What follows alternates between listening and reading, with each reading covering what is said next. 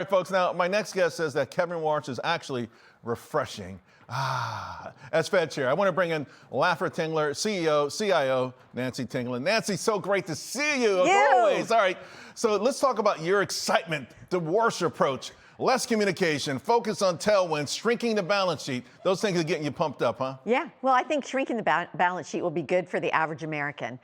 You know, we've been forced into risk assets. This will relieve some of that, and I think that will be great. Less talk is good. Let's return to the Greenspan days when everybody was on their edge of their seat trying to guess. You know what I don't like? I'm glad you brought that up because almost every day there's a slate of talkers out there. Yeah. And they start swaying the market, and all of a sudden they all have an accident line. I mean, just real quick, are you surprised you have 4 dissenters today? Yes, but I mean, so much for Fed independence. That's what I'm going to say about that. I think that some of that was political, but yeah. Yeah, and that's what I'm really, really concerned about. Oh, let's talk about markets, because talking about a hot hand.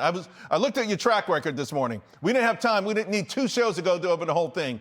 You became constructive, maybe more or less calling a bottom on the 6 for a variety of reasons. Yep. So you saw bottoming. You talked about corporate profits, margins, tariffs. So you felt like we're fading away.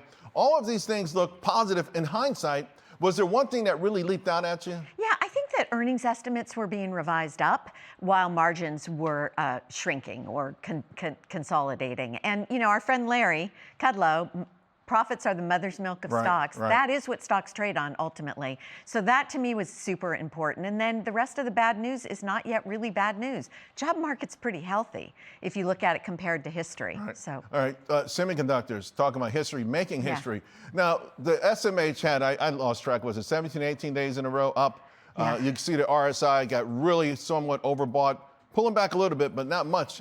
You still like a couple of these names here, right? You like Micron and NVIDIA still. Yeah, we used the weakness earlier in the month and late last month to add to Micron, $366 a share. The stock's trading at around $450. That's in 3 weeks.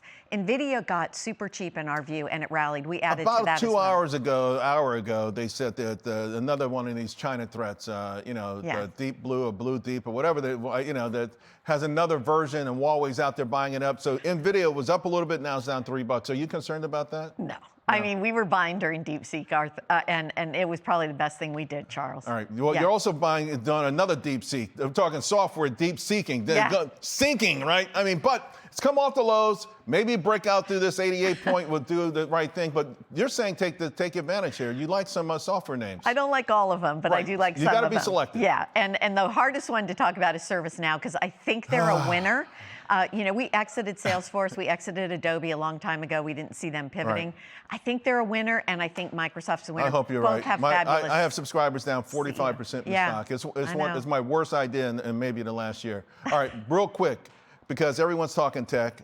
Leave it to Nancy Tengler to go talk about what no one's really talking about, retail. Yeah. But this gets back to the consumer. Will the consumer have enough money to go to TJ Maxx or Ulta Beauty after filling up their gas tank? Yeah, I mean, if you saw Visa today, those numbers blew it away, and spending was up. Same with Starbucks. And if you think about the One Big Beautiful Bill Act, the tax refunds are offsetting higher energy costs. So we think consumer discretionary is where you want to be overweighted. That includes Amazon, obviously, Starbucks, and these two, which we've been buying. Great stuff, Nancy. Always good to see you. Thank you.